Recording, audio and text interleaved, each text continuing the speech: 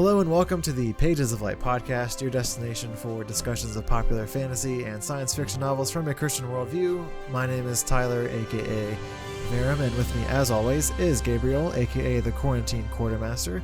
Welcome back to the podcast, Gabe. How are you been doing? It has been a little bit rough at work. We are getting into the thick of holidays, and we have state testing coming up. And we're also starting a business that I'm helping with at work, and there's just lots of things mounting. But the good news is for our listeners, testing will be closing today when you hear this. Yeah, the 16th is a Friday, so I will be done testing. I will still have to send in the paperwork on Monday, but that's okay. I will do that, and then the state of Pennsylvania will be happy. And then we'll all get to go home and enjoy Christmas. That's right. Enjoy a much So needed holiday. Good. Yes, for sure. How are things on your end, Tyler, aka Verum?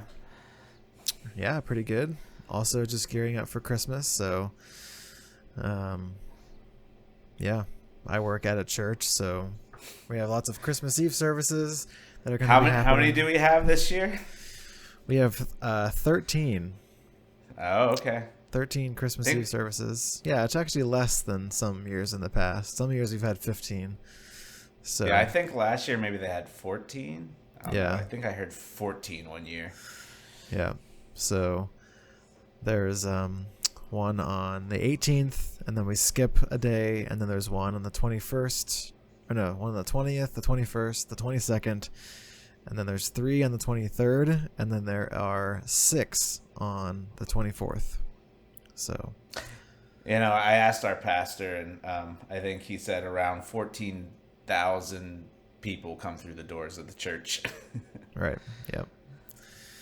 Or he may have just said that to the crowd. I think he just said that. Last year.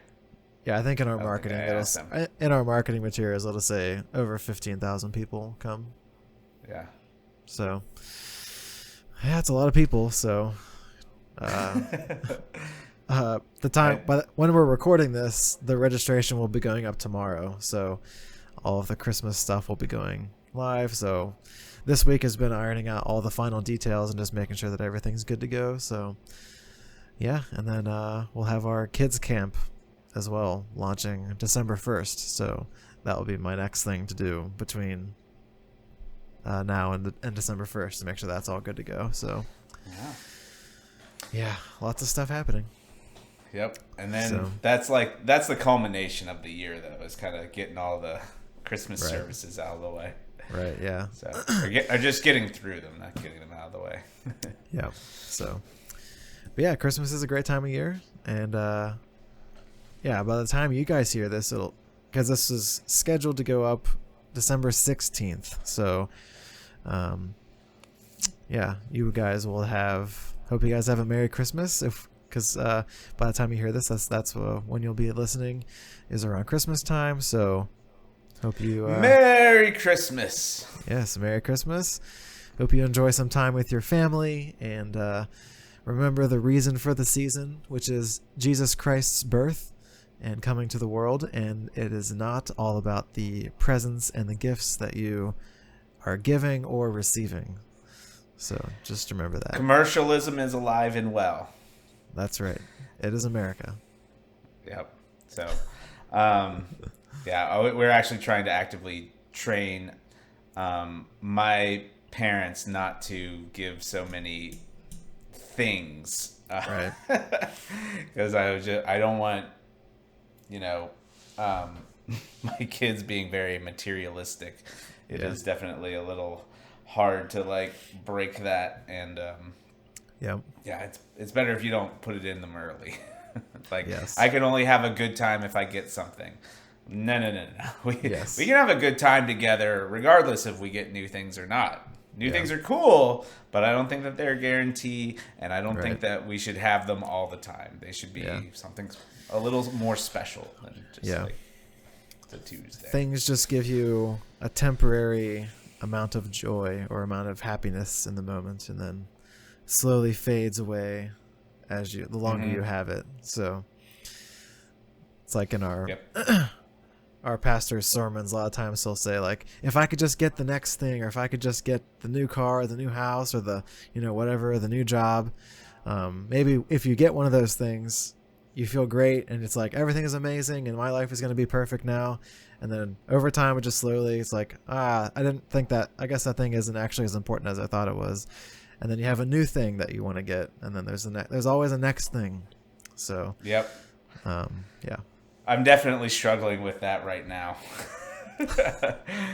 I've been setting up my office, aka laboratory, aka 3D printing workshop, and aka the meth lab. Hey, we're not calling it that. Only you call it that.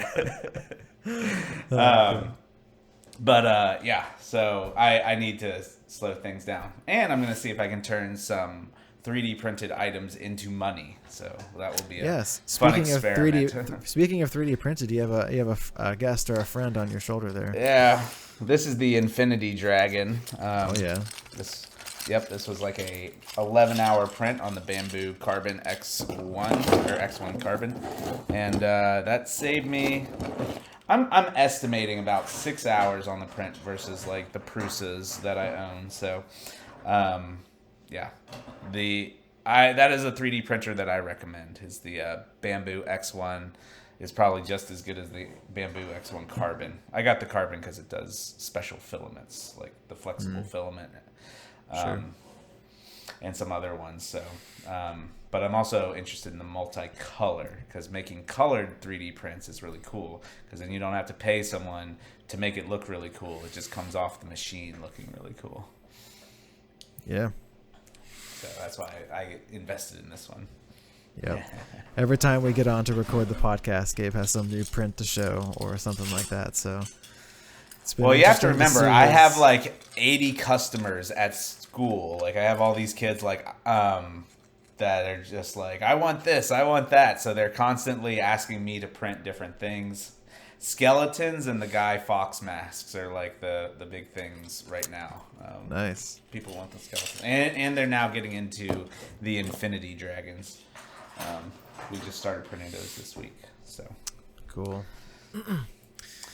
Guess all what? Right. Side quest complete. All right. A side quest before the podcast even started in the introduction. So there you go. Just so our listeners know, we won't always do that. We will try to jump right into the content a lot of the times. Yes. But sometimes we just got to go on a side quest. Yeah. Well, it's a holiday, and you just want to wish our listeners a Merry Christmas and a Happy New Year. So yeah, there you go.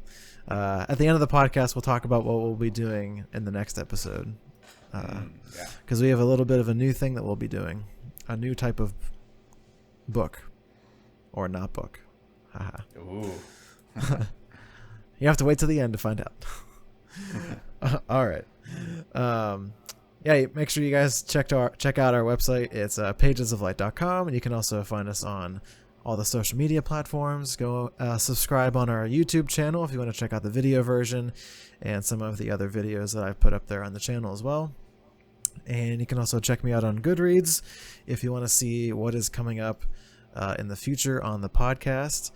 And yeah, so in this episode, we are going to be talking about the Ring of Solomon. So this is going to be part 2.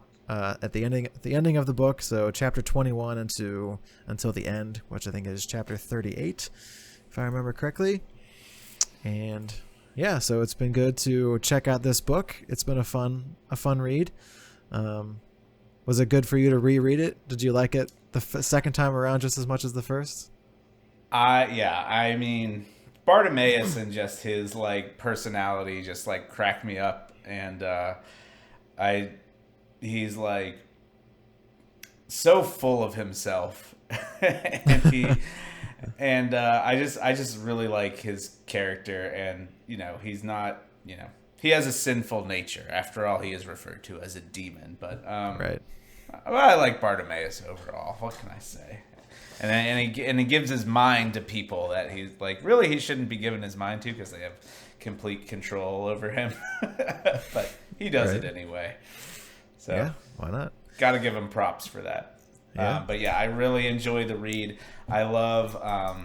I'll geek out on like the magical defenses, but I just think that those are really cool. Nice. Well, that's a good segue because we're going to be talking about our favorite quote, and this time Gabe has a favorite quote. Yay! I did it. And so, why don't you kick us off with your favorite quote, Gabe? Because it kind of goes along with what you were saying about what you liked about this book. Yeah, so Bartimaeus is just like full of himself, like I said, and it's fun. So he's talking to Asmira, and he's asking, "Why didn't you kill Solomon?" He said, "You had a dagger. You could have gotten me to do it. I've killed kings before now, oodles of them. 4 of them, in fact. 3 of them ultra cool, deliberate acts of assassination, and 1, an unfortunate mishap involving a barking dog, a child's toy chariot, a slippery corridor, a short, steep ramp, and a cauldron full of beef fat. That one had to be seen to be believed." So, why did I choose this quote? There's not a lot of Christian motivation behind choosing this quote, but I just find Jonathan Stroud's mind to be very like a fun place to visit because I like the way that he describes things. And this is just kind of like, he doesn't paint the details. He doesn't tell you how it happens. It's just, right. There is a king that got boiled to death by the misfortune of stepping on a slippery corridor with a child's chariot. So I picked it because Jonathan Stroud makes me laugh with these like ridiculous things, but it also shows like his like devotion to building out the character. Like again, like right. we talked about in the first episode, how he does these kind of like asides, and in the written version that you have, it's like at the bottom, it'll like send you down. Yeah, it's like a footnote down there.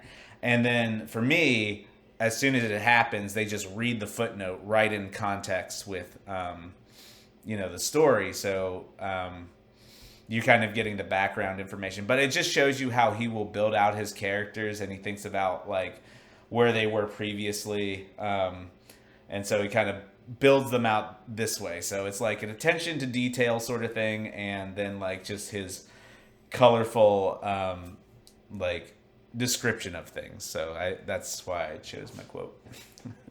Awesome. Good to hear. It was a good quote. As I mentioned in the last podcast, I do like the little footnotes and asides that he does. Just kind of giving, it's usually because like Bartimaeus wants to like talk himself up and like tell you how cool he was or whatever for whatever thing he was doing. And there's also just sometimes where he defines a concept or a word or something that you might not really know. So yeah. Like the stimulating compass or the inverted skin. Right. Oh, yeah, inverted skin. I don't remember what that was, but that sticks out in my mind. I remember reading that one, but I can't remember what it was. It's like a torture spell for your unruly djinn. Okay. Yeah.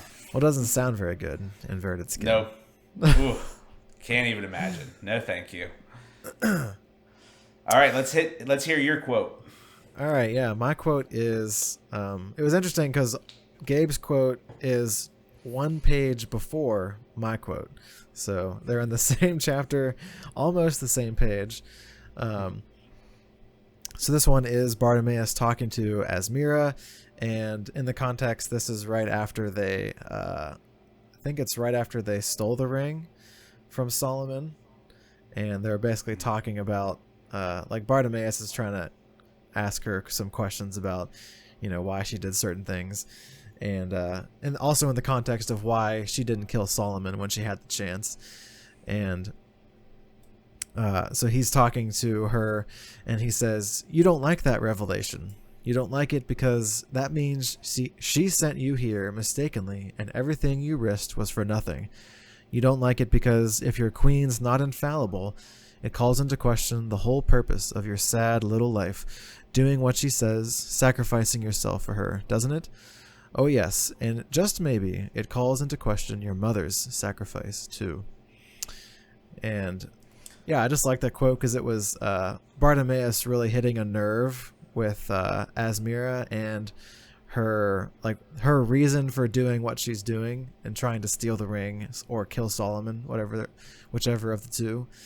And I just like this quote because we're going to talk about some of the major themes in this book that we saw like throughout the podcast as we talk about the plot. And so one of them is the blind faith in religion or like your leader or something like that.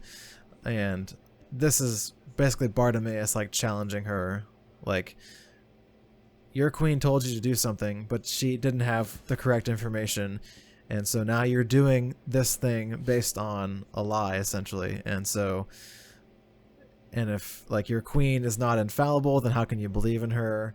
And all that kind of stuff. So it just kind of reminded me about like religion and like apologetics and people saying like, God does this thing. Like, why would you believe in a God that does this? Like, that kind of a thing.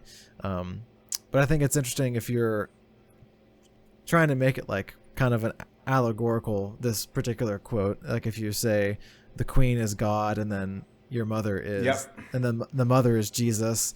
Like if God is not infallible, or if God is fallible and he's not all knowing and all powerful and, loving, then you have to call into question the sacrifice that Jesus made. And if it's truly a sacrifice, for us and for the whole world. So that was, and I think another part of that is like the nice thing about like believing in God is that he is God and he is the only thing that will not let you down. Right. And here, Asmira is placing her faith in a human being. Right. A queen, a regal person who's making difficult choices for her country. But right. And I liked your touch on apologetics. That's exactly the word I was thinking about. Like, I think of the Living Waters YouTube station with his name will come to me later. Ray Comfort. Ray Comfort, thank you. And how like he in his like 10-minute interviews, he can bring people to Christ. He can bring people to tears, and it's all about like getting them to see like something that they didn't see before. And that's what Bartimaeus is doing here. He's like there is an inconsistency in your behavior. Like you say you're all about living for the queen, yet you didn't do this. And then and so like I think Ray Comfort does a good job in his apologetics with like, you say you believe that you like he will talk to a woman about like creating a child. And like he's like, God is creating this child, and he's like, can you make me like on demand like a human being? And they're like, not really, because the whole 9-month pregnancy thing. And he was like, he goes into the description of like the eyes and how there's so many nerve endings and like you have your rods and your cones, and explains like how intricate the whole system is. And like that's something that humans could never really do without God. And so I think that is spot on with your like apologetics, like just because some people have their blinders on and they need something that's going to like jar them out of it. And I think it takes a really like a lot of discernment to speak into someone's life where you see things that are like, if they're doing a destructive behavior, and like you have to like work them to the end, which is, hey, maybe this behavior isn't what I should be doing in the long run. So good quote, Tyler. Good quote. Yeah, and I just think also about how many people are putting their trust in just in other human people, and not a divine source, the divine source, which is God.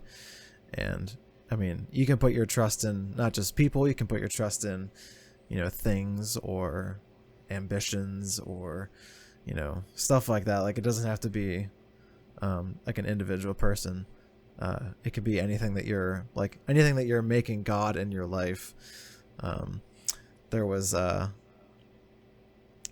the last weekend sermon from our pastor, he said a line that stuck out to me. He said, you worship your way into sin, which means you have to worship your way out of sin. And so, yeah, I missed that. That's an interesting way to phrase it, because in a lot of ways, whenever you're sinning, you are worshiping something over God. Like, you're not seeking God in that moment, and you're instead worshiping the other thing, whether it's lust or money or whatever, possessions. It could be even good things like family or whatever it is. But if any of those things take priority over God, you're worshiping those things instead of God. And so to get out of that, you have to worship your way out of sin. So you have to worship the Creator to bring yourself out of that mindset. So I just thought that was an interesting way to phrase it. And it's similar in this quote as well, where Esmira was basically worshiping the queen, and she was taking anything that she said as like gospel, essentially. The queen said it, so it must be true, so she wouldn't lie to me. But if the queen has wrong information, then so yeah, there you go. Yeah, and with humans, it's like every human being will let you down. Yes. Every single one of them. There will be a point in your life where they will let you down. And fortunately, it's been like the way that people who are close to me now let me down. It's like, it's not a big deal. It's not like a big betrayal or like they stole money from me or something like that. It's just like,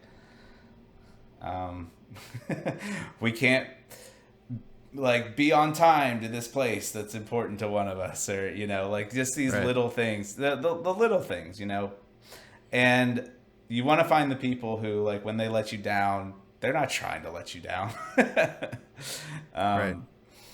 And they take your thoughts and feelings into consideration. But yeah, every person will let you down, and if it's, watch out for the hazardous relationships that take too much out of you.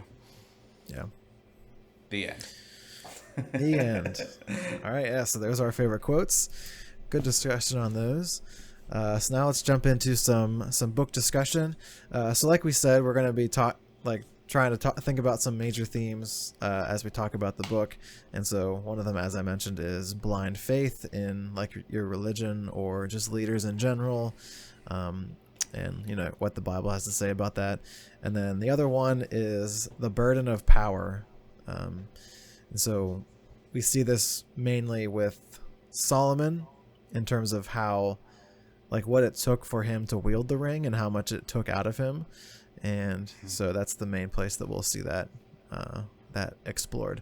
So, and then the counterpoint to Solomon is Kaaba, right? Because we have like the two extremes here of how to handle the power, and we'll dive into that when we get to the part where Kaaba gets the ring of Solomon. One ring to rule them all. Had to have Lord of the Rings. So yeah. All right, Gabe, do you want to start us off with some of the story plot, what we're picking up here in chapter 22 or 21? I'd love to. Okay, so we left off the last podcast. Bartimaeus has been trapped by Amit, who is the shadow of Kaaba, in a bottle with the spell of indefinite confinement. And Bartimaeus, he does this woe is me like soliloquy. He's been trapped for years inside the bottle, and it's been pain and torture. And he's slowly like losing his mind, and then all of a sudden he's free. He feels himself going to the other place, and he's there, and then all of a sudden he gets pulled back into reality, back into our plane of existence, and Asmira had summoned him, and he's like, what are you summoning me for? And he's like, shouldn't you be old? And she was like, That was yesterday. I saw you yesterday. So I really liked how Jonathan Stroud was like builds like Bartimaeus, like, oh, like I'm suffering and going through all this pain and anguish. No one knows where I am in the world, and then he's only been gone for like 24 hours, or not even. Yeah. So I just those little things just make me happy in the writing of this book. Yeah. So Asmira has some training as a magician, but she is not, as Bartimaeus says multiple times throughout the book, she is not a magician, because the way the magicians are built, like in this whole series, is like they are working for themselves. They are finding every angle to get ahead. They will step on people to get where they want to go. And Asmira, as we can see, she is a great servant. In fact, she blindly is faithful to Balkis. And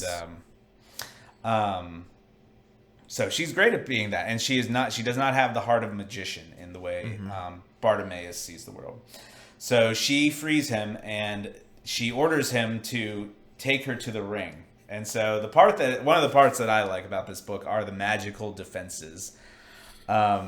And I love how Bartimaeus sneaks into Solomon's tower. So he goes through this rigmarole of like, he's got to like duck through some hallways and like avoid some very dangerous spirits. And then he starts taking them out stealth style. He's going to sneak around here, eat this imp, take out that foliate. And then he disguises himself as those creatures, and he's up to no good. And he's witnessed doing that. And then he'll, go to another part of the garden. And so he gets all the demons summoned to mount a defense of the treasury. So they all go to defend the treasury, and now Bartimaeus is on his way up to Solomon's tower. And then there's like these flying things that will envelop you if you like go near them. And then he's crawling up the wall, and there's these like spider demons on the wall, and he's got to like fight one. And he barely makes it, and then another one's about to get him, and Asmira like throws a knife and destroys it with a surprised look on its face. Because it's silver. Because it's silver dagger. Yep. So they demons do not like silver and iron. Yeah, and she's like, she only has a few daggers left. So every time she throws one, she's like, oh, I only have 2 more. It'll be enough. I also liked in this scene where Bartimaeus is like, oh, you can't see all of the invisible planes because she can only see the first plane. And so I think he like kind of messes with her a little bit, like, oh, you got to step over here, you got to jump through this thing. And I think half the time he was just like, there's nothing actually there. He just wants to make her like look like a fool.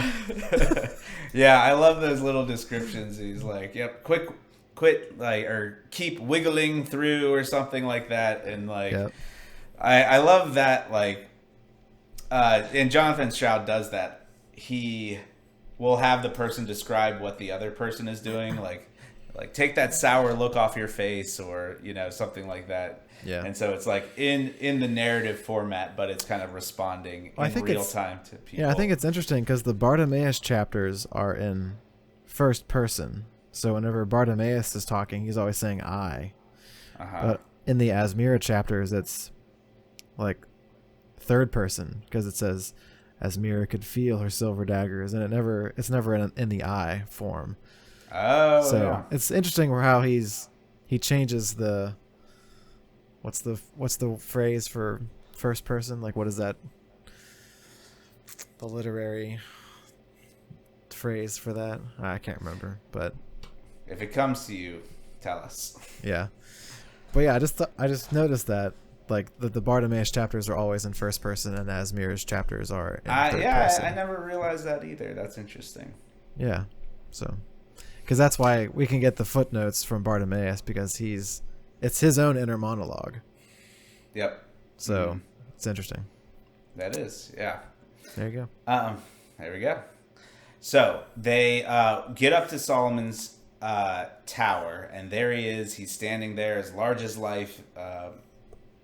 In his tower, and Bartimaeus is like, this is too easy. He doesn't know why. And I believe it's maybe like a glamour, but it like the Solomon she sees, it's definitely an illusion. Yep. And Bartimaeus finds himself I think maybe hiding from something in like a pot, and he discovers an Afrit that's been sent inside a pot, and it can like whisper to him, and that's the only thing it can do. And it tells him the secret that the Solomon that he's looking at is a fake, and it's an illusion. And I think that's how they break through and find the real Solomon, who I think the pot thing comes later, because he gets trapped in there, and they talk about like you can get the ring when he's sleeping or something like that. Is that where he finds that information? Yes. So yeah, I forget exactly the time log, but I think Asmir kind of goes under the glamour. Yeah. And then I think Bartimaeus, like, I forget exactly how that transpires, but they find themselves at Solomon, and then they have this like discussion. So do you want to tell us about Solomon and Asmira? Basically she throws her dagger at Solomon because she thinks this is her chance. She's going to do it. And Bartimaeus is like, hey, it's not a good idea. I think this is a trap. You should probably not do this. But I think Asmira just really wants this to be done, and she wants to finish her job, and so she's not really listening to reason. It's weird because he brings her all the way through all these traps, through all these things, and then at the very end he's like, hey, this is a trap, maybe don't do this. She's like, no, I'm not going to listen to you now. I'm at the end. I'm going to do what I'm going to do. Yep. It's just kind of interesting where it's like she could almost taste it. She could taste the end of her journey, and that was just like too much for her. Like she couldn't resist in a way, and so she just had to take the shot. But it was a decoy, and I think there's like, is there like a Marib or not a Marib, a Marid? A big spirit that comes out and like basically knocks her out essentially. And I think this is when Bartimaeus flees, because he sees the trap, so he skedaddles out of there, and then she gets captured, and then she wakes up and Solomon's talking to her, and he's basically talking to her about like, who are you? What is your purpose here? All of these questions. And she tries to put up the facade that she had developed for herself, her fake persona. But Solomon's not really buying that. And so eventually she just tells him the truth. Like, I was sent here by Queen Balkis to kill you or take the ring and bring it back to her. And Solomon is quite confused by this because she tells him that we got your messenger and they made all these demands and we didn't want to adhere to them and all this kind of stuff. And Solomon's like, I didn't do any of that stuff. So that's the big reveal, is that Solomon is being framed. Right. So he is now getting new information that someone is out there in his name demanding payment for, basically not destroying all these countries. Right. And so... we kind of thought that Solomon was not the best of guys, but as we see in the back half of the book, he's really not that bad. And we go into the description of the ring, where it talks about the great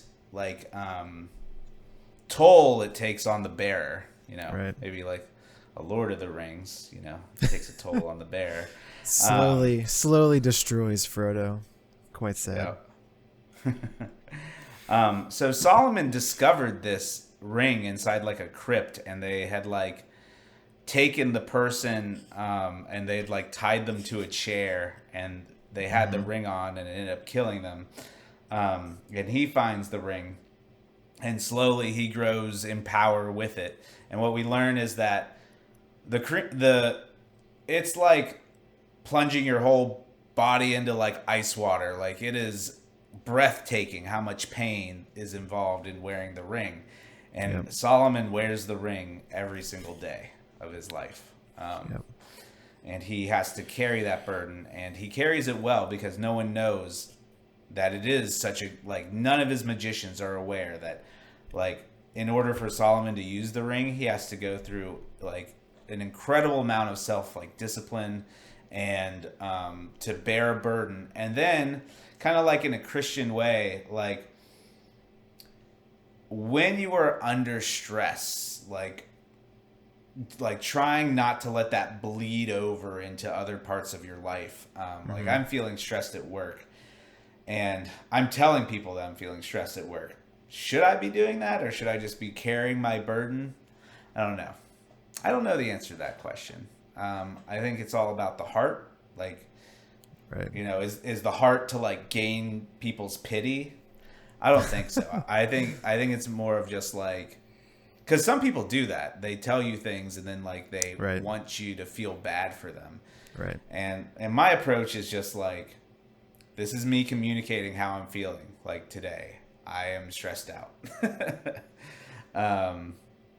But Solomon, who's here, he wears this ring every day that any other man who put it on would probably not be able to wear it for a full day. And he bears that with such eloquence, and he's still, you know, Bartimaeus even compliments him on, like, not using the ring to do exactly whatever he wants. Right. And now we also kind of know why, when he would pass judgment and tell his magicians to go do work, because every time he puts on the ring and asks the spirit to do something for him, that it costs him a physical amount of pain, and it ages him. Yeah, like his emotional energy. So and then here he's being framed, and he's gonna have to figure out what to do with that information. Yeah, I have to. You said we thought he was the bad guy, and I remember from the first podcast, because I had just edited it last night, actually, part 1, and so I was saying that Solomon's like the bad guy in this book, and they're making him seem like he's not the biblical character, and it's like, how different is it from Bible Solomon versus this book Solomon? And I have to retract my statements. Oh, okay. So he's not as bad as I thought he was. As I thought he was going to be made out to be. I thought Solomon was going to be like the bad guy in this book, but it's actually Kaba who is the bad guy that they're going to fight in the end. And so, yeah, that was the twist that I liked. I like that the reveal that Solomon is really, he found this ring and he's doing his best to wield it in a way that is as responsible as he possibly can. Of course, he's human, right? He's human, so he's not going to live up to that expectation. He's going to fail. But he's doing the best that he can with what he's given. So, and, you know, later on, we'll see whenever Kaba gets the ring, what he's going to do with it. So then we have the complete contrast between Solomon with the ring versus Kaba with the ring. Which one would we rather have? It's a pretty easy choice there. And especially with the name Kaba the Cruel. That's right. Kaba the Cruel. He definitely does not deserve a ring of all-encompassing power. So, certainly not. Yeah. But we're jumping ahead a little bit there. So yeah, basically Solomon is talking to Asmira, trying to get information, and he says, like, I didn't do that, you know, basically all this stuff. And Bartimaeus shows up, and he did this, like, swaparoo with the ring. I think he made, like, a fake version of the ring, so it looked like it was still there, like a facade or an illusion or something. Yeah, I think they call it a glamour. Right. And so he does that so they don't notice, and he does the quick switch, and he's like, we got it, guys. And so this is where Asmira has to make a decision about what she's going to do, because she's basically accomplished the thing that she set out to do. Her Bartimaeus, who is like in her, like, she summoned him, so Bartimaeus has to do what she says, and so indirectly she has the ring now, And so is she going to kill Solomon? Is she going to take the ring back to Sheba? Is she going to destroy the ring? Maybe she could talk to Frodo about how to destroy rings. Get trade notes. Sorry, enough Lord of the Rings. No more Lord of the Rings for the rest of the podcast. I'm not going to make that promise. I'm not going to. I like how you're trying to self-impose rules. Go ahead. No. Go on with yourself. But this is where we have our quote where Bartimaeus is talking to Asmira, because Asmira says we got to take the ring back to Sheba, and Queen Balkis will know what to do because she knows everything, and I trust her completely. Even though we just got done with a conversation of Solomon saying, hey, your queen, maybe she didn't lie to you because she didn't know, but she definitely told you something that was not true, even though she maybe thought it was true. And so now with this new information, are you still going to make your decision with what your queen told you to do, or are you going to make a new decision based on this new information? And so at the beginning, she's like, we're going to still go back to Queen Balkis. I made a commitment. This is what I'm going to do. And, but I think as she's talking to Bartimaeus, she has second thoughts, and she's like, I can't do it. And so, and this is when Kaba shows up with all of his demons, and all the other magicians show up as well, I think. Or is it just Kaba that shows up at the beginning? I think it's just Kaba. Yeah, because Gazeri is there, and Gazeri is the Foliat, who's like the spy. Right. So he informs Kaba. So Kaba is coming on the double by himself. Right. And he has Ahmet with him, of course, his shadow. Because they've been looking for Asmira, because we actually skipped over a scene at the very beginning. At the very opening of this section of the book, we have Asmira, because Kaba, it seems like at the beginning, Kaba kind of has like the hots for Asmira, and she's like, we're going to get to know each other really well, kind of a thing. And so he's going to take her around the palace and show her, talk to all her friends and all this kind of stuff. And come up to my tower later, I think he says. Yeah. So I think Kaba's like got some ulterior motives here with Asmira, and but Asmira, she's there for another reason, obviously, and so she takes the opportunity to steal, because Kaba was walking around with the little bottle that had Bartimaeus in it for some reason, to like show off to his other magician friends, like, hey, look, I caught Bartimaeus. Won't Solomon love me now?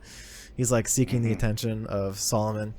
And so Asmira takes this opportunity to steal that bottle back and to free Bartimaeus.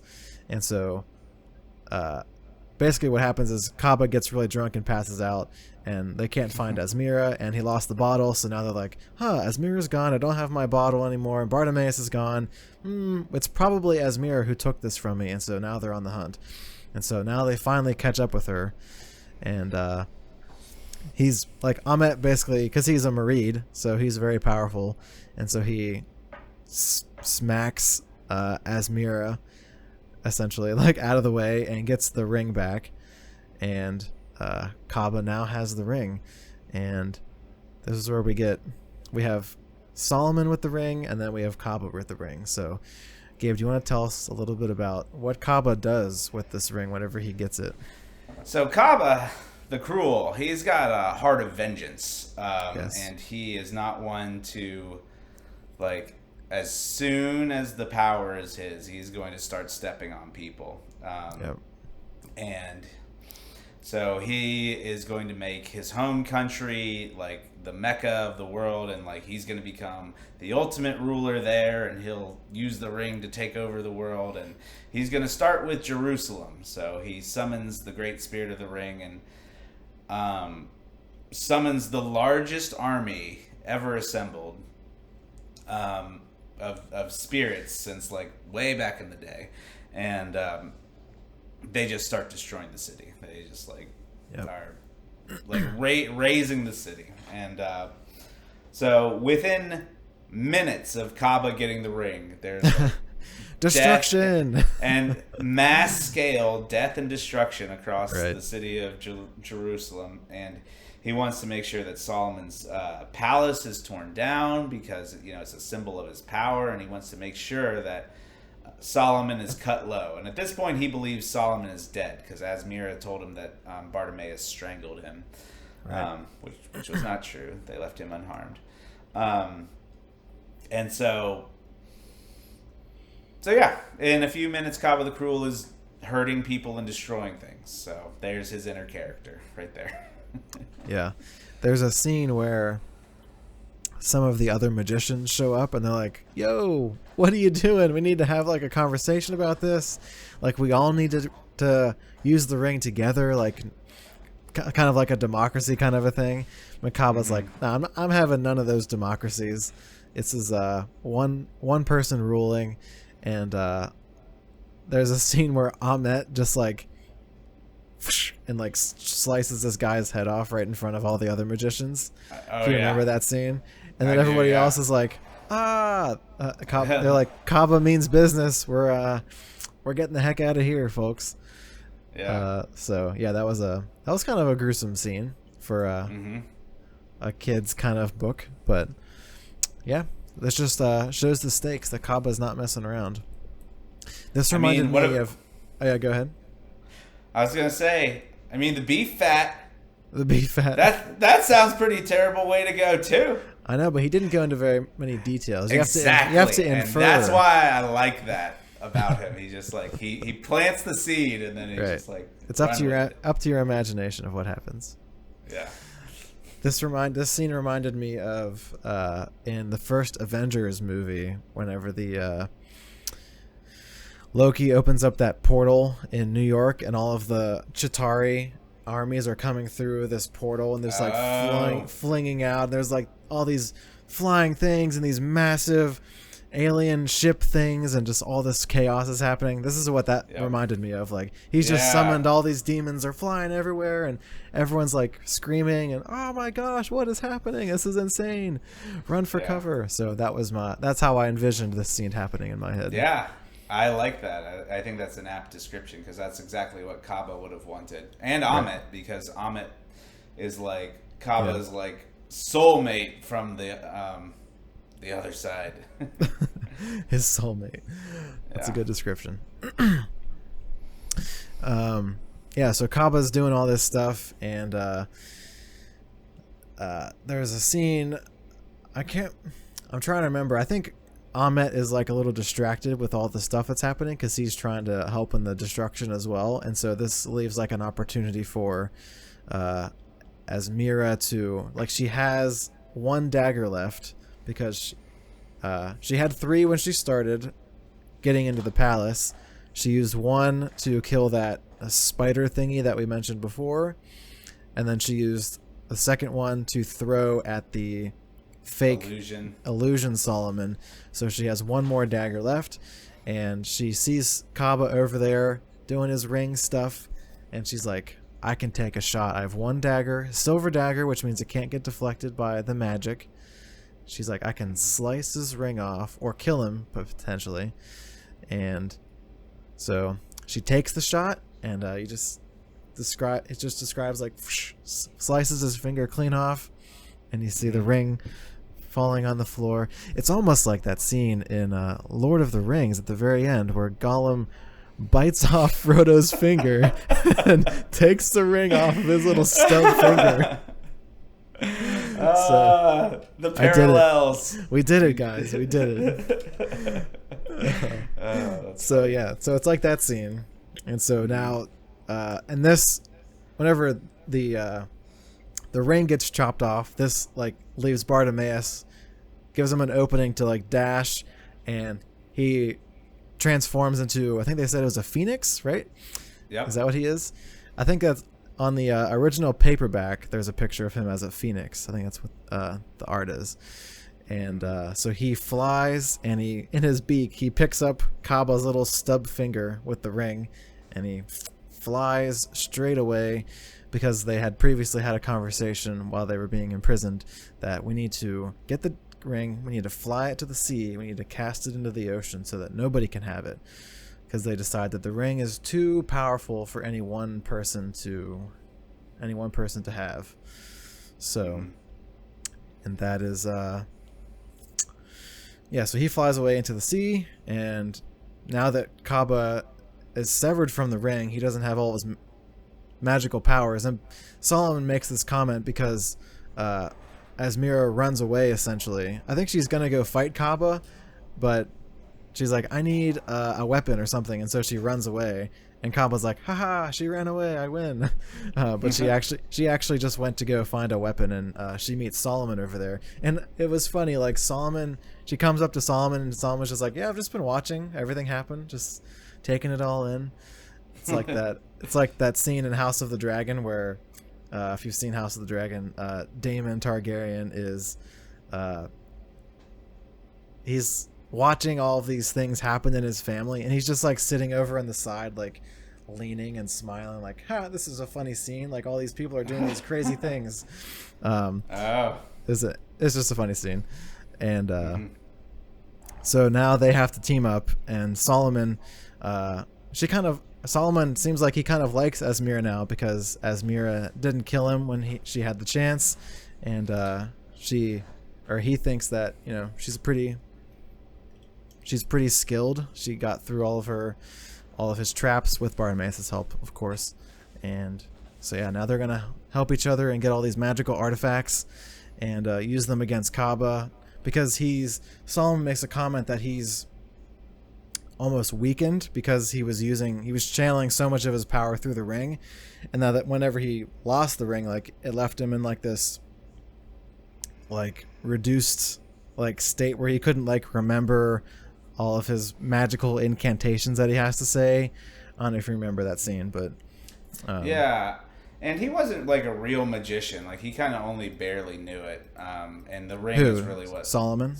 Yeah. Oh right, and Solomon. The ring has like really like been the source of most of his power. Yes. Yeah, I mean, and so that's basically what happens, and they're basically fighting back, and they get all these magical artifacts, and that is a funny scene as well, because Solomon's like rummaging through his like treasure room. He's like, I don't know, I just like collected all of these things, and I never had time to like test all of them and figure out what they did. And so he's like, here, try these glass balls and see what they do. And so he's just like tossing her random magical artifacts, and she's like, throwing them, let's see what they do. It's just kind of funny. Yeah. It is kind of like an unguarded moment, like, just like, we're gonna figure something out. I was just like, Solomon, you're supposed to be the guy. You're supposed to know what all this stuff does. And he's just like, nah. Solomon's just kind of like, I'm just kind of flying by the seat of my pants. We're just see what happens. I don't know. So it was just kind of funny. Yeah. And again, I just enjoy Jonathan Stroud's like sense of humor. You have like basically the ruler of like the civilized world, and then he's just like kind of bumbling through like what to do next. Right. So we get back to, I think Asmira and Solomon are gonna go back, right? Go back? What do you mean? To fight Kaba. Oh yeah, they went to get their magical artifacts, and I think Kamba's coming after them. So, and also Jazari maybe is fighting with them as well. Yeah. So at this point in this storyline, Ahmet comes back, and Ahmet is holding the ring. Oh, right. And Kaba is saying, "Give me the ring, slave. Give it to me." And then Ahmet's going, "Ooh, can you get it?" And he's like holding up. He's like, "Oh, that was a big jump." You almost got it there. So, and again, that scene just tickles me. It makes me laugh because it's actually Bartimaeus, and he's just making a fool out of Kaba. And Kaba thinks that it's Ahmet, but he's like, "What are you doing? Stop it!" Yep, you are the worst slave. And it's just Bartimaeus messing with him, and I just find that hilarious. So, rewind to the chase. So Bartimaeus has taken his Phoenix Guise, one of the fastest flying forms. He's got jet propulsion by his fire tail. But Ahmed is still stronger than he, and he's gaining on him. And Bartimaeus is able to lure him into a forest and like injure him and like at least stop him from like catching him. So he's going to make it to the sea. I did like, before you continue there, I liked how he described the ring, the power of the ring and its effect on Bartimaeus as he's holding it, or like not even holding it. He's holding the stub finger with the ring on it. But he was saying that the ring is like melting his essence, like his beak, what he was using to hold the ring, like his beak was melting and it was like drooping essentially. So I just thought that was an interesting way to describe like what it was doing to Bartimaeus' like spirit essence. So because they can choose any form, and so they're malleable, but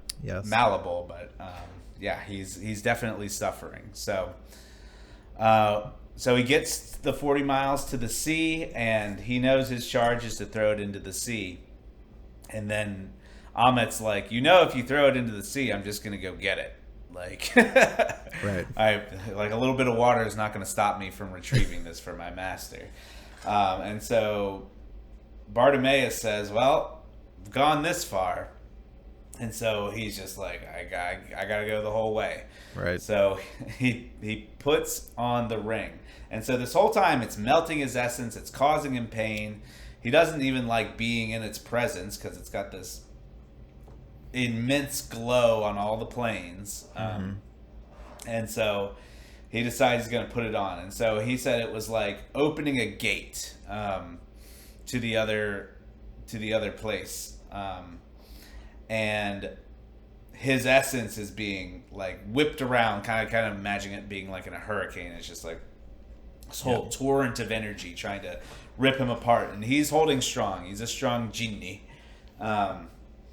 And so he's in Solomon's guise, and he's talking to the great spirit of the ring, and he's just said, "Yeah, you see that married over there? I think he needs a good thrashing. So just go ahead and give him a thrashing."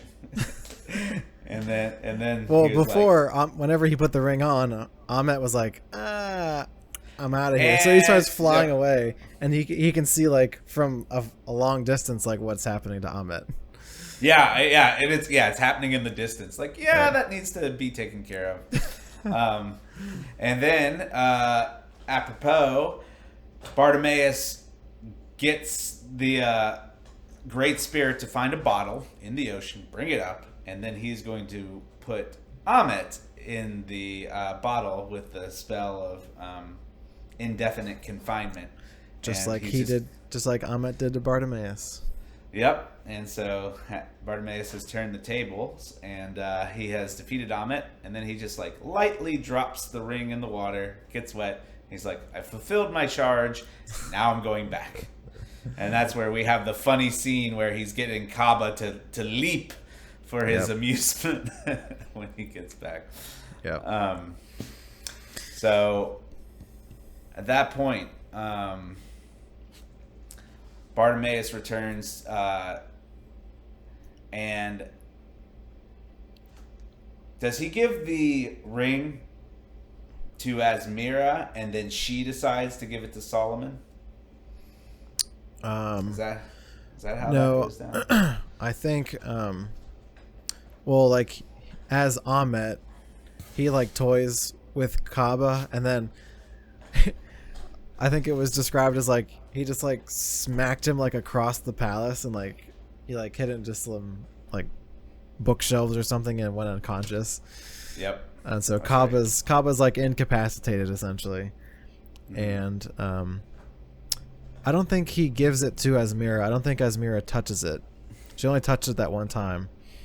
And I think he talks to Asmira, and Asmira says, "I've decided we need to give it back to Solomon because obviously Kaaba having it was not a good idea. And things weren't so bad whenever Solomon had it. He was able to control it and not go insane and crazy and try to destroy everybody. And it also seems like she understands now and believes that Solomon was telling the truth about the messenger, and that he wasn't trying to destroy her country of Sheba. And so she has misjudged Solomon's character essentially, and so she's basically coming to realize like the heirs of her, the theme that we had brought up before, the heirs of her blind faith. Like she had this blind faith in Queen Balkis and her country of Sheba, that it was blinding her to the truth, and if she knew the truth, she wouldn't be doing the things that she's doing. So therefore she has to, recant and give the ring back to the person who should have it, and who can he can take, again, major theme, he can take the burden of the power, and he can channel it, or he can contain it as best he can where other people maybe couldn't. Right? Yeah, contain is the best word to use there, because he will like use the power of the ring, but he is basically saying, like, the reason he walks around with it on all the time is because if the ring is not on his finger, it could be stolen.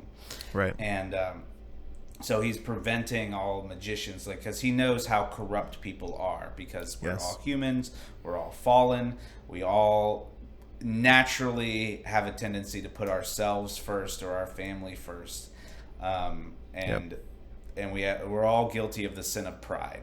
And Kaba is like very proud. He's like, passing judgment on people, and he hates Solomon for making he's like the extreme example of what would happen. Right. Yep, exactly. So and then Solomon uses the ring to summon Balkis right there on the spot. Bam. Did you see that coming? No, I didn't. That was cool though, because you could have the direct, conversation with Asmir and Balkis, and yeah, it's just her like disappointment in Asmira was, I guess it's understandable, because she gave her a task, a royal decree to complete in her name. She's basically like, I didn't do what you said, and I gave the ring back to Solomon, so sorry. and yeah, I don't know. It was interesting. I think, but I guess it's like she understands now that the queen she's not God. Like, she's still a human being. She makes mistakes. Like, she's not gonna have that. I think for her whole life, she was like seeking the approval of the queen, and her whole life was about the queen. And so now that she's overcome that idea and that thing that she believed, the queen being disappointed in her and basically not wanting her to be a part of the guard anymore, like that doesn't crush her in a way that maybe it would if she had still had that belief in the queen and that loyalty to her. So yeah, I don't know. And I just tying that into like Christian faith, and like how Asmir is able to like weather like Balkis's like disapproval and basically like shunned her. Like, right, we are supposed to be able to do that with the ways of the world. The world, tells you that, right, fame and fortune and all these things are good things, and that's a way for the devil to, like, if you're into that sort of thing, he can like pull that and manipulate you. And like, we're supposed to be above worldly things. We're supposed to understand the worldly things, but we're not of this world. Our true life, right. Humanity, or like your life on earth, is so finite and so small, right, that eternity is just going to be forever. And so like, it is important, the choices that we make here. And I try and act that way, like pretending people are immortal, because like our souls are immortal, and then like trying to handle people in a way that like honors them and respects them and holds them up and lifts them up, like trying to find out what they need to have a good day, like where I work at my school with difficult children. Like, I just know that this puts an incredible tax on like the people around me, the teachers who are with them, the classroom therapists, day in, day out. And like, you just have to like try and lighten that burden for them, because that's what we're here to do. And so I just want to encourage our listeners, like the way you walk through your life matters. The way that you treat people matters. And God is evaluating you along the way. And that's a scary thought, because the bar is so high that you're never going to jump over it yourself. It's only by God's grace do we get into heaven, not through works, not through other things. And so, you have to have the right posture.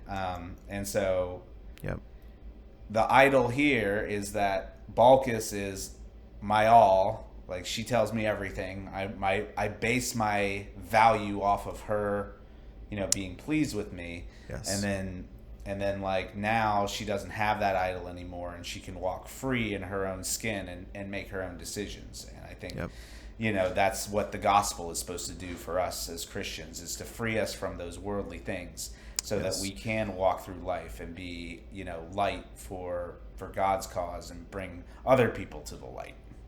Right. Yeah, that's really great. And also, that reminds me of that passage in James where it says faith without works is dead. And so it's not that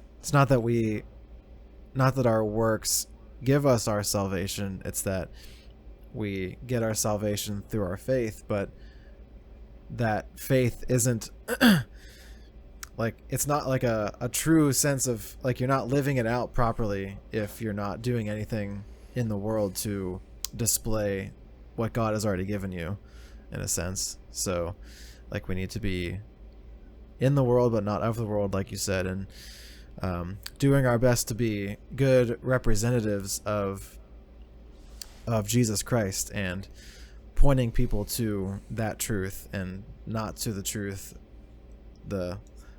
I'm using air quotes if you're listening on audio. The truth that the world will tell you is what you need to be focusing on, whether that's fame or fortune or whatever. Just do you, man. Whatever makes you feel good, and that's just what you should do, right? If it feels good, you should do it.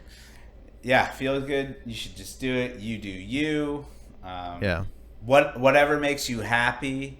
All this, like, the pathway to heaven is narrow, right? And it doesn't always lead to happiness. Like, I'm pretty sure we see eye to eye on this, that there isn't like a prosperity gospel. Like, if you start honoring God and believing in God, it doesn't mean that life is all of a sudden going, like, things are going to fall in your lap and go the way.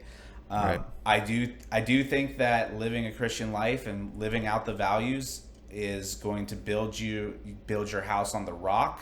Right. And so, like, because you are acting in a way that's honorable and respecting of God and respecting of other humans, people see that, and it like gives you a strong foundation. You can put on your your armor of God, and it will protect you. Right. But just because you're protected doesn't mean that you're going to get that raise, or you're going to get, the thing that you want to do. Like, that's prosperity gospel, and that's not accurate to. It's in the Bible. It says, when it rains on all people, the just and like the unjust alike. Right. And I apologize if I butchered that, but it applies that there will be good times for bad people, and there will be bad times for good people. Like, there's no guarantee. The only thing that's guaranteed is if we follow the Lord and we repent and we follow Jesus Christ, that we have a chance to get into heaven. Yeah. And he evaluates your heart, so you have to get your heart in the right posture. Right. Yeah, and I mean, the book of Proverbs is also just laced with, like, life wisdom. Like, these are things that you should be thinking about whenever you're making decisions and acting in the world. But it doesn't mean that if you do the things in Proverbs, like, your life will just be smooth sailing the rest of the way. You know what I mean? Like you said, good things or bad things do happen to good people, and that's because this is just a fallen world, and Satan for right now is lord over the world, and the church is like the buffer between Satan's power and has like full power of what he could do, like during the tribulation, where all the rails will be taken off for Satan's power. So yeah. Yeah, I don't know, we kind of got on a massive little tangent there. I don't know where we started that or how we got onto that tangent, but it eludes me at the moment as well. That was such a long side quest, we just didn't know how to get back. It's okay. That's okay. We can bring it back to the end of the book. Yeah, we were talking about Balkis and her disappointment in Asmira. I think that's where we started off this. Yep, with the idol. Yep. Okay, we got there. We got there. All right. So basically, the very end of the book is Solomon asks Asmira if she wants to be part of his guard, essentially, and to live in the palace with him, and basically just work for him. And she's like, nah, I don't really want to do that. I'm going to turn him down. And Bartimaeus is like, why? You'd have everything you'd ever want here. It's like you'd be rich and all this kind of stuff. But I think Asmira she just feels like she needs some time to like sort out her life. Like she needs some, you know what I mean? Like you've been in like, imagine like if you were in like a cult and like you got out of the cult and then somebody else was like, oh, I want you to come and join this other cult, I mean in air quotes, or whatever it is, join this other group. I think you might just want to be like, I just want to like not be in any groups right now. I don't want to join a side. I just want to like live my life and think and be able to, you know, like get a little bit of life experience. And, you know, like I think she said she's gonna like travel and be like a caravan guard or something after her experience traveling. And so I think she just wants to travel a little bit, meet a lot of different people, hear like a bunch of different opinions on, you know, world views and stuff like that. I think she just wants to, you know, take some time. A journey of self-discovery. Yeah, that seems like what she's going to be doing. So yeah, I don't know. I think that's a fitting ending for where she was. And yeah, I just think that she learned that her blind faith in her religion didn't get her anywhere, and whenever that was challenged and she didn't have, like, there was no way to refute the evidence, then her whole worldview just came like crashing down, and all of her foundation was blown away. And so she needs some time to like find something else and rebuild a new foundation for her life to be built upon. So that seems like what she's going to be doing. And I'm actually trying to remember. I don't remember what happened in the last chapter with Bartimaeus. It was essentially his dismissal from her service. Yes. At the end, you can go continue. And so he's like, you know the words, right? And she was like, yeah. And then they like find the pentacles so that they can perform the ritual that will send Bartimaeus home, and he's looking forward to that. And so he's about to be dismissed, and he's like, hold on, just a second. And he goes over to a large mural of King Solomon and just defaces it. And I don't know if it was like, I feel like he put horns on him. I don't know. It's something. Right, yeah. Something like that.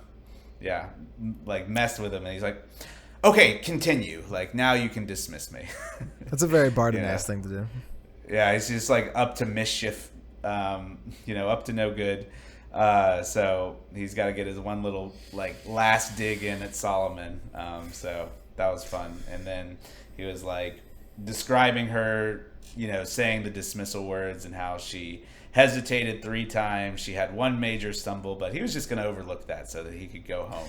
Yeah, I was actually curious like how that worked. If like she didn't do it right, could he like say it's not good enough or whatever? Like I didn't understand, like if she messed up, like wouldn't that like not make it work? Or like how does that whole process work? Yeah, I guess if so it's all about if it's about the timing and speaking the spell, and it creates like bonds around the entity.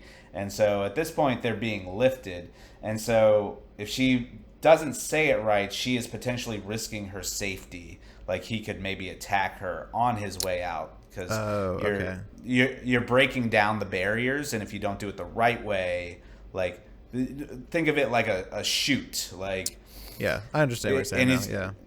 He's gonna go straight down, but if she breaks it out the wrong way, she could get hurt. But he was just like, I'm gonna leave. So yeah, I've had enough of this place.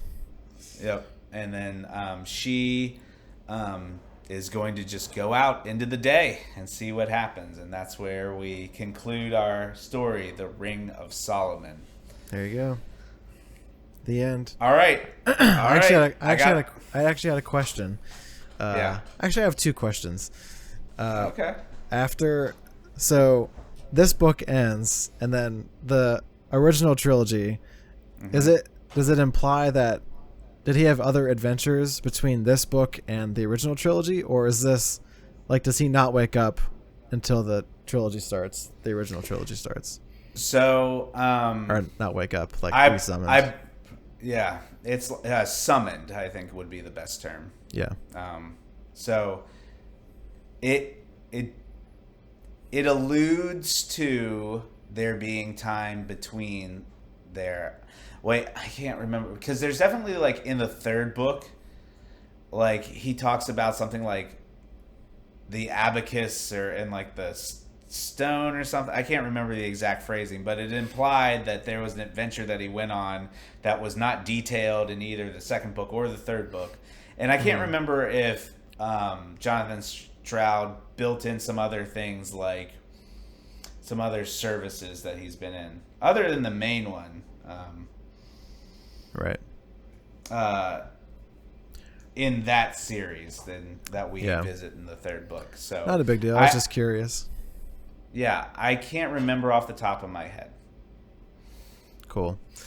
Second question I had was we didn't talk about this at all, but whenever they're using the ring, there's this like presence that they are talking to, and I was just curious what you thought the presence was, like who is or what is the presence, and what is it, like where does it get its power, all of this kind of stuff.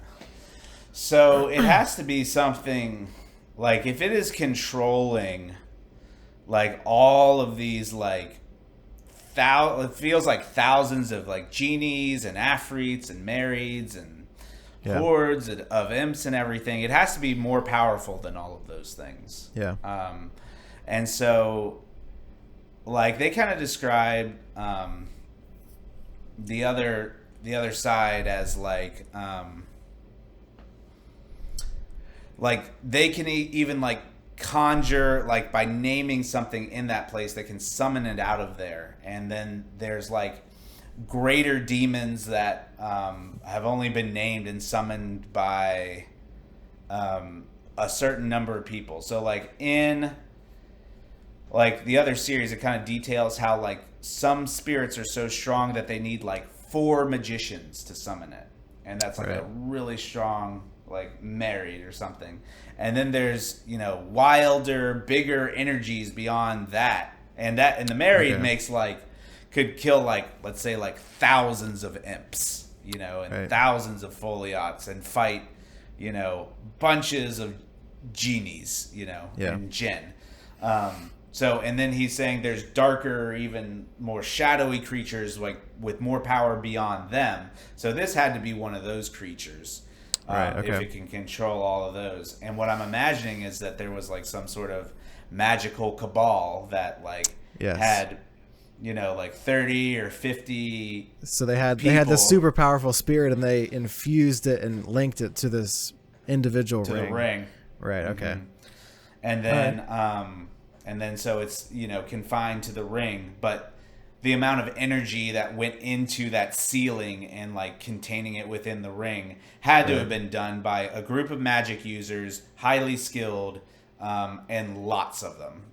So I think that would be kind of like how I see the presence like got into the ring. I'd like to see that story. Oh, so, yeah. Jonathan Stroud, if you're gonna listen to this podcast, that's the story I want. That's the story I want. Yeah. The creation of the ring. Oh yeah. Maybe that's a novella or something. Maybe it was it Sauron? I don't know. Maybe, just maybe. Okay. First Jonathan Stroud book. Tyler, what'd you think? Yeah, I thought it was fun.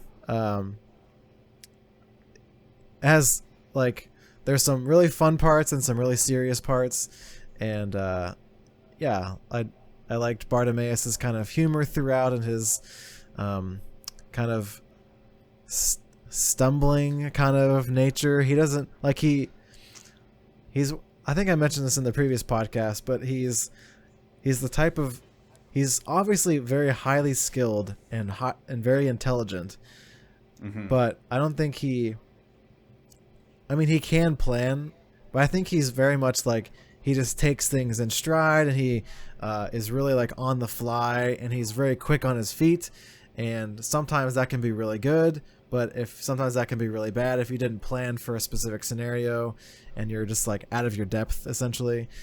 So yeah, I just think he's an interesting character, and yeah, he makes the scenes very fun whenever he's making snide little comments or little jokes or whatever, and the way that he talks to Ahmet whenever he's like defeated him, or even as he's just like running away.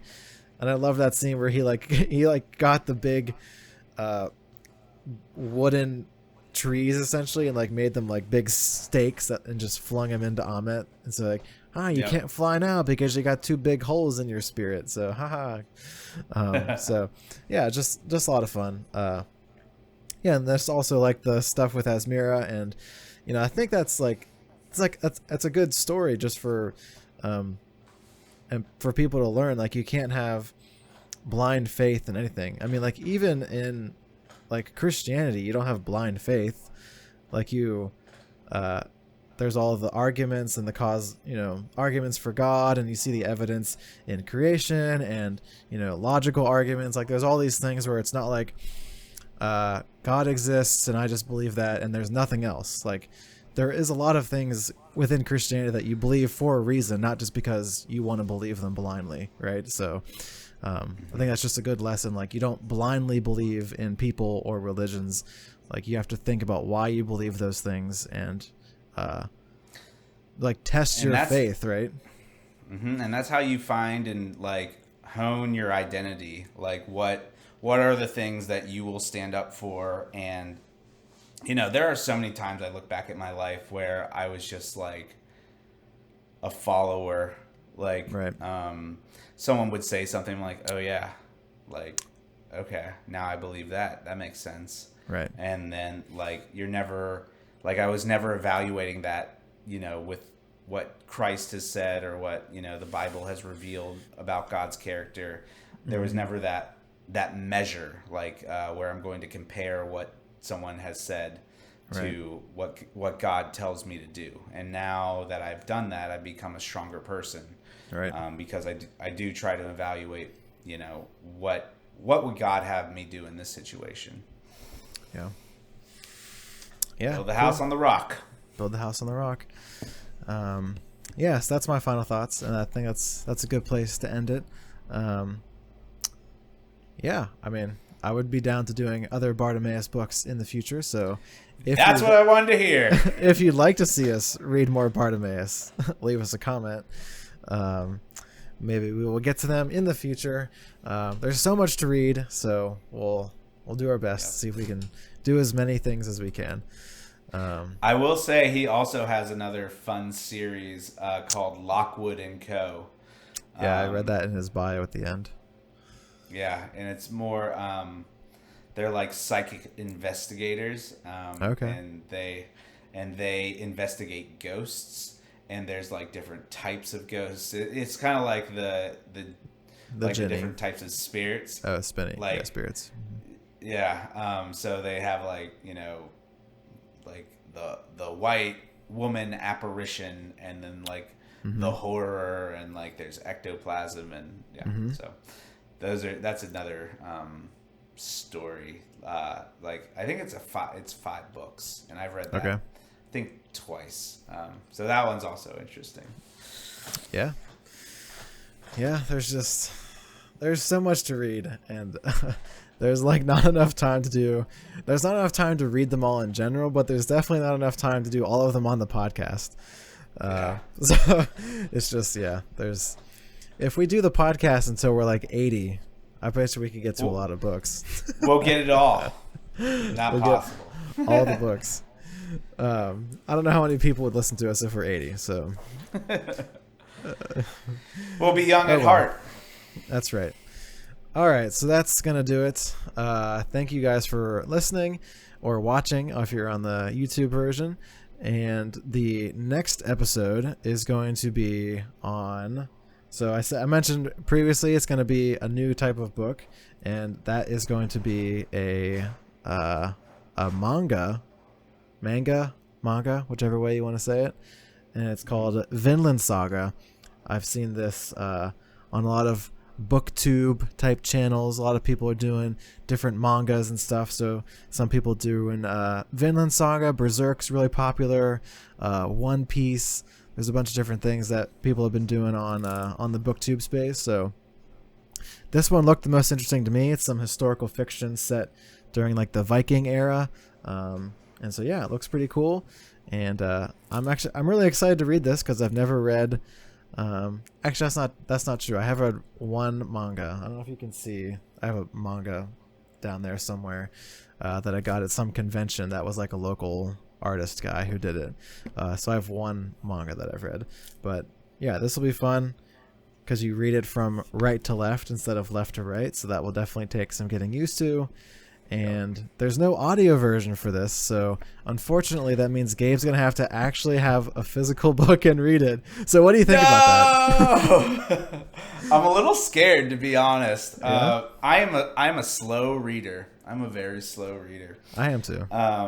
So it's just like I really like the audio books because they're with me in the car. They're with me like when I'm cooking dinner, like I put it on, I listen, and I'm a little worried. I'm gonna try and make sure I get it all done in the timeline to make sure that we get it recorded the right way. And hey, it's our first manga, but it's also going to be our first episode of 2023. So that's right, because new year. Bartimaeus will be December, and then January will be Vinland Saga. So if you look in the front here of the book, here we have the table of contents. I think my video is actually flipped, so you guys are gonna see this and it's all gonna be backwards. But so we're gonna do chapters 1 through 5 plus the bonus material if we talk about that, and that will be part 1. And then we'll do chapters 6 through 16, and that will be part 2. That sounds like disproportionate, but chapters 1 through 5 is about 200 pages, and then chapters 6 through 16 is also about 200 pages. So the chapters are just shorter in the second half. I got you. And that's the way that it was originally released. So book 1, or the first volume or whatever, was chapters 1 through 5. So that's the best way to break it up. So that's what we'll do. If you want to follow along, so you can pick this up in December and read it with us, and so that's what we'll be doing. So yeah, looking forward to that. And yeah, as always, check us out on social media and our website, pagesoflight.com. Go and subscribe on YouTube. Trying to get to some more subscribers up there, and that way you can check out the video version as well, and all the other videos that I have up on the channel. Also, make sure you leave us a review on your podcast app, Apple Podcasts, Spotify, wherever you're listening to us on your audio platforms. And that's going to do it. Any last thoughts, Gabe? We just got to wish everyone a very Merry Christmas. That's right. Remember the reason for the season. And I think we'll have one episode before we enter the new year. Yeah, we'll probably try to do like a 2022 wrapped and 2023 planning or plans or whatever, something like that, where we're not going to talk about a specific book. We'll just it'll be kind of like the podcast is coming back type of thing, where we're just going to sit down and chat. More informal. Yeah. Just chat for an hour or whatever about what we've been doing, what we're going to do in 2023, that kind of stuff. So, yeah, that's going to do it. Thank you guys for watching or listening. Remember to keep reading and to share the gospel with somebody this week, and we will see you guys in the next episode. See ya. Bye.